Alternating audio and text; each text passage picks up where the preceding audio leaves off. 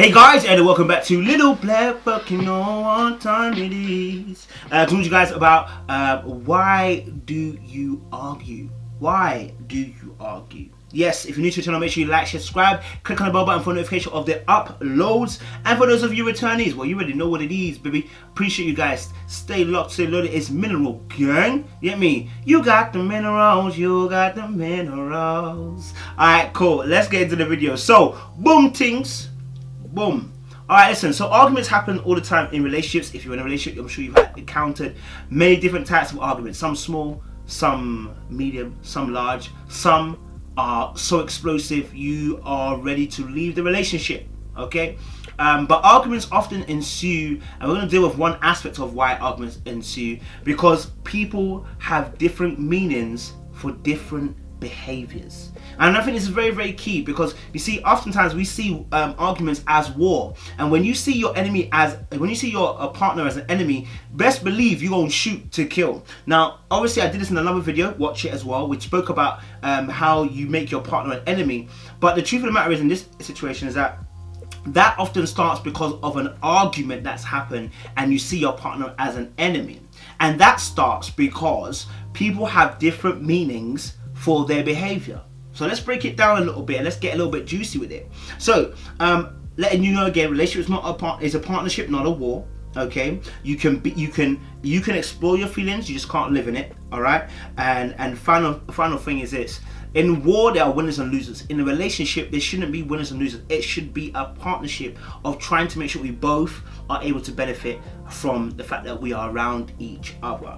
So when we talk about the meaning of behavior, meaning is basically what interpretation you've given to that behavior. Right? So if I see you being rude to, if I hear you being rude to me, what interpretation do I put on that? Oh, you're rude to me because you find you're disrespectful, you're rude, you don't respect me in general, you hate me or whatever. I have to put an interpretation on it, and the interpretation is often dependent upon your past experiences, your understanding and perception of words, tone and delivery, the body language it was delivered with, the current environment it was delivered in, the situation that is being delivered in also. Previous unsolved arguments can also influence your perception of what the meaning of a behavior is. And there's so many other things that can contribute towards that. Just want to give a few of those.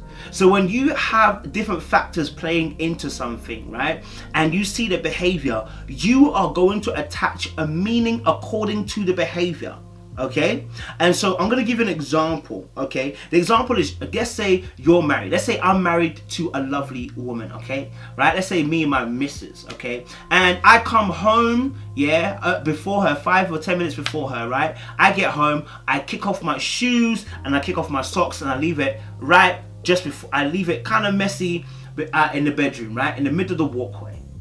Now to me, I'm tired, I've had a long hard day, I just want to kick off my shoes and my socks and I want to go and sit down. You understand? Okay, that was a bad accent, don't watch that. I want to go and sit down. Do you understand? Yeah? I want to chill. My missus comes in 5 minutes later, comes upstairs, sees the shoes and the socks on the floor and goes, flip's sake, Kojo, how many times have I told you to not leave your socks in the middle of the walkway? Yeah? You're annoying me now, like you're doing it on purpose, every single time you leave your socks here, you always leave your socks here, you never pick up your socks, right? And so I hear these words, never, every single time, always, right? I hear those accusations coming out, and what's my natural inclination? I defend myself. I defend myself, and suddenly there's a war of attrition. Why? Because now I'm fighting because I feel attacked. You're fighting because you feel like I'm not you feel attacked as well because you feel like my behavior is interpreted in a certain way.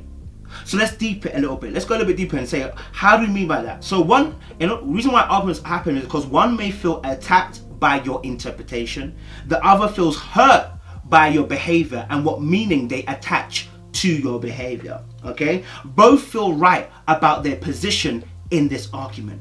Okay, again, so leaving your socks on the floor, coming home is a scenario. All right, cool. Question you got to ask yourself, all right, as an individual, right? the person who left the socks on the floor has got to ask themselves this question: why do I keep doing it? Because as we heard her say, she said, "Oh, you've done it. You do it every single time, so it's more than once. Why is it I keep leaving my socks on the floor?" Well, I genuinely might have felt tired, right? But there's a second part, which I believe it is training. Training is your past childhood, right? And things that you've learned. When I was younger, that wasn't my thing to learn. By the way, it's not a real scenario. Please don't come and join me. When I was younger, I didn't put my socks in a basket. So when I get older, I don't put my socks in a basket. Now, am I going to tell you that? Probably not. Yeah? I'm probably just going to say, why? What's the big deal? Right? And when I say what's the big deal, it's when you blow up. Because remember, you are attaching a meaning to my behavior. I'm not consciously, I want to put it there, consciously, I'm not consciously aware of what meaning you've attached to me leaving my socks on the floor, right? Yeah? But what I am going to do now is I'm going to lose you in translation, because even though you're going to tell me something that may be valuable information as to why you're annoyed about me leaving socks on the floor, okay, I'm going to get annoyed, I'm going to get angry, and I'm going to stop listening. And I'm going to try to attack. You understand? So when I'm getting attacked, I'm going to try defending myself, and that defense might turn into attack. Either way, if I'm attacking or defending, I'm not listening anymore. I've stopped listening. Do you feel me? And at that point, you lose that person because they are looking for you to hear them, but you can't because you're ready to attack or you're ready to defend yourself, right? But my wife, accusing me of this behavior that she feels like I always do this. She feels like I'm not listening to her. It's not the first time she said it. It's the second time, third time, fourth time, fifth time, sixth time. She keeps saying it to me and I keep doing it. She feels like I'm not listening to her.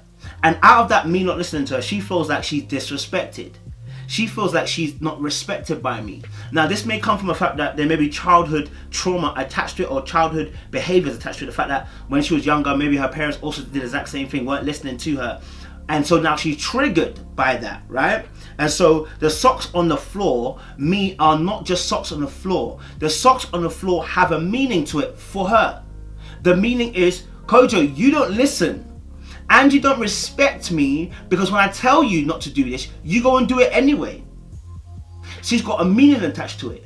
Yeah? And also, when you leave your socks on the floor, I feel frustrated because I feel like I'm picking up after you every single time. And when I have to pick up from you, I feel like I'm looking after a kid. And that's triggering from me, because I want to also feel safe. I want to also be taken care of. I don't want to have to do two jobs. I feel like it's unfair. And when I come into the house and it's a bit messy, it messes up my feng shui. It messes up my energy. It messes up my flow, right? It messes me up, and I want a clean house because it helps me think clearly. Especially if I've come back from work, I'm stressed, you're stressed, and it piles onto my stress. Now, when I'm not listening, because the first thing I heard was you always and every single time, and you never. Okay, when I only hear that, I lose everything you said after that. I lose everything. I'm now no longer able to hear what's your meaning behind your interpretation of my action. So the reason why we argue, one of the aspects why we argue, is because both people are unaware of the other person's either intentions or meanings. The person who's offended one party feels like they're being attacked, and the person who feels like they've been offended feels like they are also being disrespected or hurt, or the person's action has a certain meaning that is offensive to them. Yeah? And so what happens is both people come with a standard, and they're both saying my standard is correct. That's why the argument ensues. You think your standard is correct, I think my standard is correct, and therefore, okay, because I'm like, okay, how can you think your standard is correct? And the other person going, how can you think your standard is correct? And because nobody wants to yield, it's like two cars trying to go through a one-way system, right? Or a give-way system, and the person goes, I'm not giving way, right? And the reason why is because you feel like you're entitled, and you feel like your decision was the right one, right? So that's why oftentimes arguments often ensue. But I want to drop a part 2, and we're going to drop a part 2 on Thursday, talking about how to solve this issue. How do we resolve this issue? All right, guys. I hope that was clear for you guys. All right, stay locked, stay loaded. More love. I appreciate you. Well, conversations need to happen. Like, you have to tell your wife or your husband what it is you like. You, all right, let's say you're a virgin, you might not know what you like, but from the beginning you start, once you're involved in coitus, you should have an idea, do you know what I mean, of what you like, and you have to communicate that to your husband, to your wife, try new things, experiment, all that sort of stuff. You know what I've even found though, yeah? Or I've heard, yeah? Like, he's experienced. No, it's not experience. This is, because what Trust me, these times. You know what I heard? No. This is real life stories.